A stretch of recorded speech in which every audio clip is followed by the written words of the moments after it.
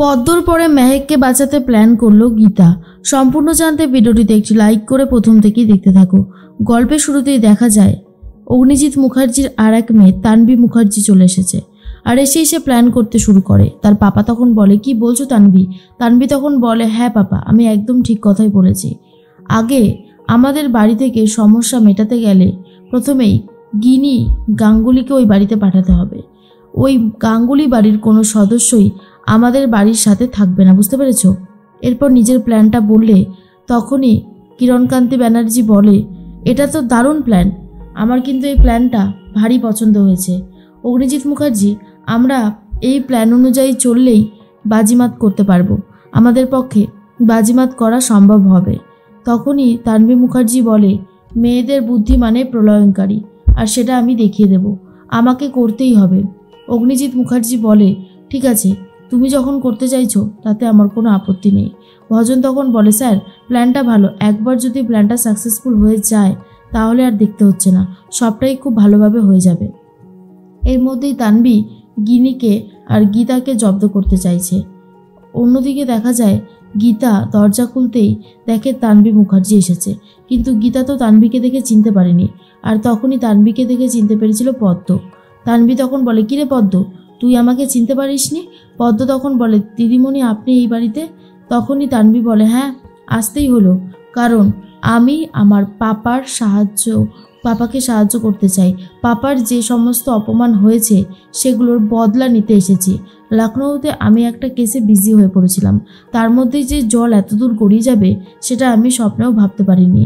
তবে হ্যাঁ, এইবার আমি আর জল গড়াতে দেব না, তার জন্য আমাকে যা যা করতে হয় আমি সবটাই করব, আর দেখি কে আমাকে এবারে আটকাতে পারে। তখনই গীতা বলে, আপনি কি করতে এসেছেন জানতে পারি? তানভি তখন বলে, আমি এসেছি অনেক কিছুই করতে, বলবো একটা একটা করে বলবো। আর আপনি আমাকে চেনেন তো? আমি হলাম অগ্নিজিৎ মুখার্জির বড় মেয়ে তানভি মুখার্জি। আর তখনই গীতা বলে, তো আমার বাড়িতে কি করতে এসেছেন? মুখার্জি বাড়ি থেকে তো গাঙ্গুলি বাড়িতে খুব একটা আসে না দরকার না পড়লে। তানভি তখন বলে, হ্যাঁ ঠিকই বলেছো তুমি, দরকার পড়েছে বলেই তো আসলাম। এসেছি একটা কথা বলতে, আমি প্রমাণ করে দেব কোর্টে সাত্বিক আর গিনি গাঙ্গুলির বিয়েটা একটা খারাপ সময়ের মধ্যে দিয়ে হয়েছে। গিনি গাঙ্গুলি রীতিমতো ঠকিয়ে সাত্বিক মুখার্জিকে বিয়ে করেছে, তাই এই বিয়েটা যে অনৈতিক, এই বিয়েটার যে কোনো মানেই নেই, সেটাই আমি কোর্টে প্রমাণ করে দেব। আন্টি আপনি একটু বেশি করে চাল নিয়ে রাখুন, বুঝলেন, কারণ আপনার বড় মেয়েকে তো এই বাড়িতেই ফিরে আসতে হবে, তাই না? গীতা বলে, মুখ সামলে কথা বলুন তানভি মুখার্জি, আপনি হয়তো ভুলে যাচ্ছেন আপনি আমারই বাড়িতে দাঁড়িয়ে আমাকে অপমান করে চলেছেন, আর আমি কিন্তু আমার অপমান খুব একটা মেনে নিতে পারি না, তাই বলছি দয়া করে মুখ সামলে কথা বলুন। তানভি মুখার্জি তখন বলে, আমি কি করব না করব সেটা আমি আপনার থেকে জানবো না, বুঝতে পেরেছেন? এর মধ্যে পদ্ম বলে, তুমি এইভাবে উকিল দিদিকে অপমান করছো কেন তানভি দিদি? উকিল দিদি কি করেছে যে এইভাবে অপমান করছো? তখনই তানভি বলে, করেছে তো, ওই তো সর্বনাশটা করেছে সব থেকে বেশি করে।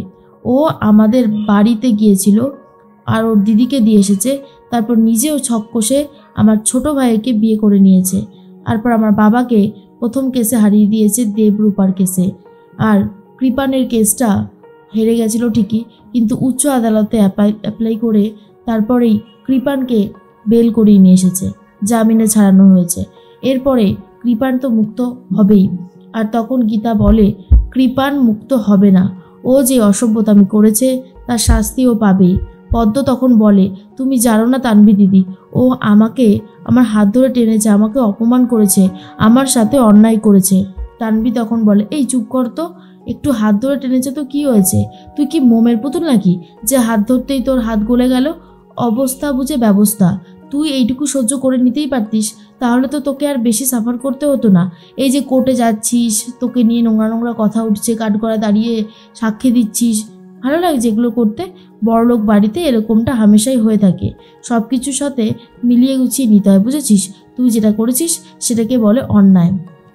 আর এর মধ্যেই গীতা বলে, চুপ করুন, আমি বলছি সাত্বিক মুখার্জি আর গিনি গাঙ্গুলির ডিভোর্স হবে না, আমি হতে দেব না। তখন তানভি বলে, তাই নাকি? আমিও দেখতে চাই তুমি কি করে আটকাতে পারো আমাকে।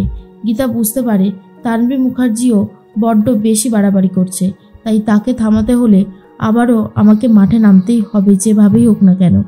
এর মধ্যেই তানভী ঘর থেকে বেরিয়ে চলে যায় নিজের বাড়ির উদ্দেশ্যে।